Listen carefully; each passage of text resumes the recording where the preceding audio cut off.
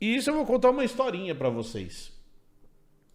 Então, lá na década de 70, deixa eu ver as datas certinhas aqui. Lá na década de, deixa eu ver, 71, 1971, os Estados Unidos terminaram a construção de um projeto de um acelerador de partículas. Então, o que é um acelerador de partículas por essência? É um tubo que tem ímãs, e esses ímãs são ativados sistematicamente um depois do outro. E aí você joga uma partícula atômica ali dentro, e você, através desse campo magnético que criou, vai empurrando essa partícula atômica para acelerar ela cada vez mais.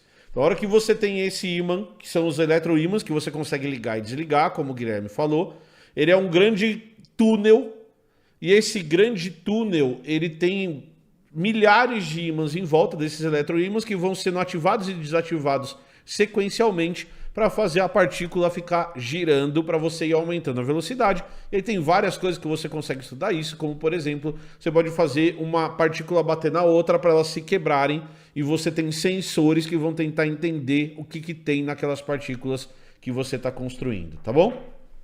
Beleza? Então lá em 1971, os Estados Unidos estreiam o US National Accelerator Laboratory, que hoje é conhecido como Fermilab, que tem um acelerador de partículas de um tubo de 6,4 km de comprimento, e que naquela época, em 1971, custou 250 milhões de dólares para ser construído. Para vocês terem uma ideia, esse acelerador de partícula tem 1014 desses ímãs em volta que são ativados para fazer as partículas ficarem girando, tá bom? Beleza? Esse acelerador de partícula, quando ele foi construído, ele começou a apresentar alguns problemas. Então, logo depois que os ímãs foram instalados e que eles começaram os testes, eles tiveram um problema. E qual que é o problema? Estava acontecendo alguma coisa dentro do acelerador de partícula que estava estragando os eletroímãs, que são uma parte super cara do projeto. Então, no começo, 2 desses eletroímãs precisaram ser substituídos. E aí tá tudo bem. Acontece nesse tipo de projeto dessa magnitude, esse tipo de problema acontecer. Mas logo depois, alguns dias depois, isso que estava causando um problema no acelerador de partículas fez com que 30%, mais de 30% dos eletroímãs precisasse ser substituído. Então eles tiveram que substituir 350 desses eletroímãs. E aí eles pararam o projeto, porque daqui a pouco eles iam ter que substituir o projeto inteiro, porque ele estava com problema.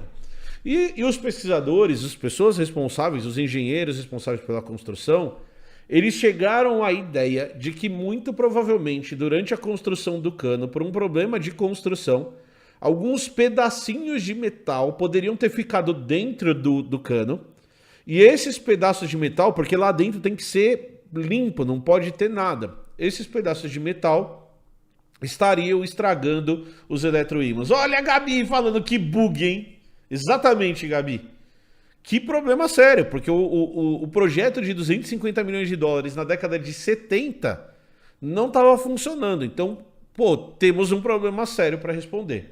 E aí os pesquisadores falaram, como que nós vamos limpar 6,4 quilômetros de tubo? Não é fácil você fazer essa limpeza. E aí um dos pesquisadores teve a seguinte ideia. Já que a gente está pensando que são essas raspinhas de metal que estão estragando os eletroímãs, a gente poderia colocar um ímã lá dentro e puxar esse ímã por dentro do tubo para ir limpando o tubo. Então, esses pedacinhos de metais... O Guilherme falou aqui, ó. Eles fizeram uma chuca no tubo. Exatamente, Guilherme. Eu precisava fazer uma chuca no tubo para limpar. Só que eu não podia colocar água. Como que vai fazer? Como que cacetas a gente vai fazer para limpar? Então, qual que foi a ideia? A ideia foi puxar um ímã por dentro do tubo e aí isso ia limpar uma chuca magnética e isso ia limpar o tubo. Tá bom. Só que aí a gente tinha um problema. Como que a gente ia fazer para transportar esse ímã lá por dentro? E aí, aqui, eu apresento para vocês a Felícia.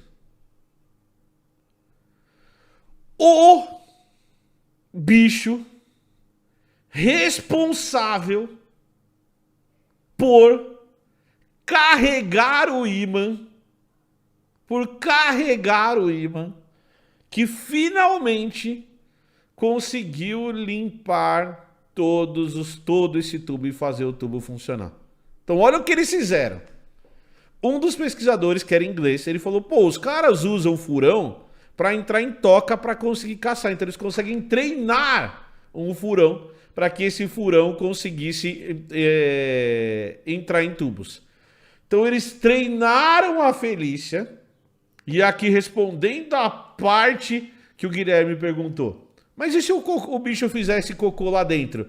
Eles colocaram uma fralda na Felícia, eles treinaram a Felícia para usar a fralda, e aí eles soltavam a Felícia em trechos grandes do tubo. Então o tubo, geralmente esses aceleradores de partícula, eles têm algumas saídas previstas. E aí eles colocavam a Felícia lá dentro com fralda, usando fraldas, e o ímã preso nela. Colocavam a Felícia de um lado do tubo, eles treinaram a fazer isso, e a Felícia percorria todo o tubo, carregando o seu ímã e tirando todos os scraps, todos os pedacinhos de metal que estavam ali dentro, impedindo que o acelerador de partícula funcionasse, certo? Para vocês terem uma ideia, a Felícia era usada, ela andava pelo tubo e ela fez ao todo 11 viagens dessas.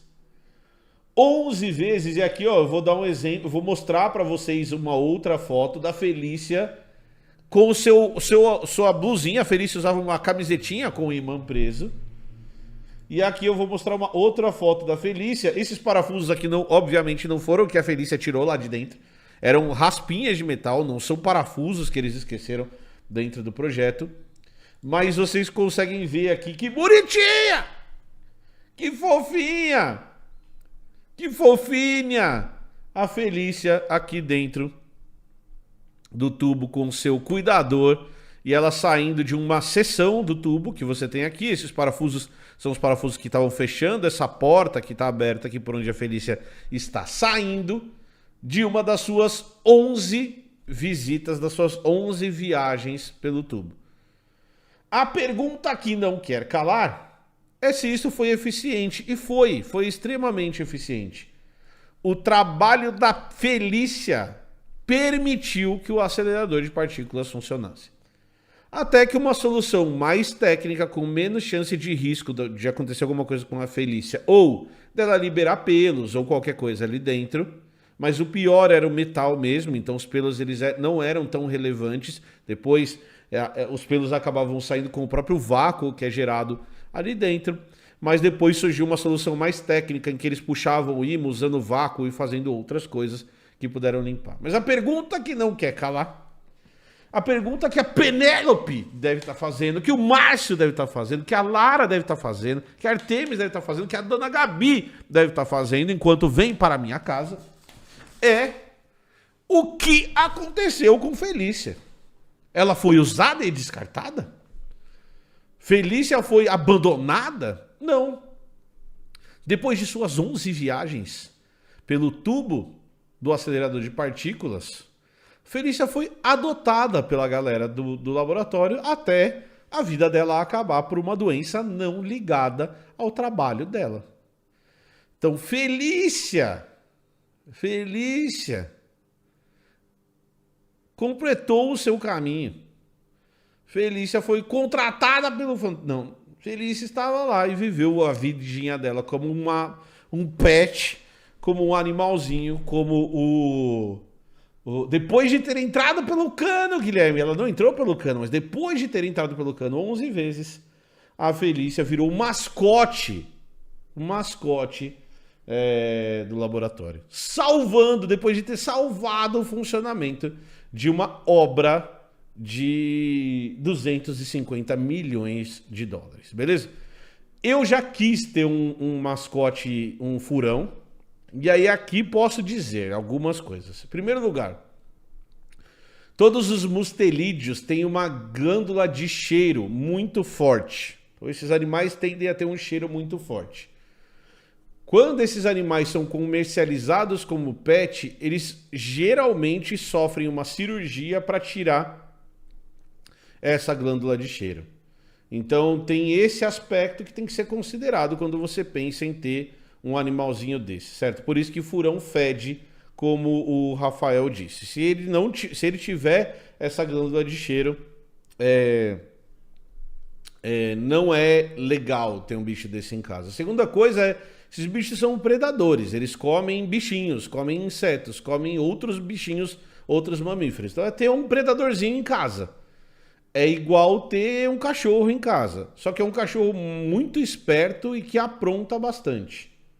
Então, ter esse bicho em casa não é fácil. Ter um furão, nunca tive um furão, porque depois do que eu estudei, eu percebi que talvez não fosse uma boa ter um bichinho desse em casa.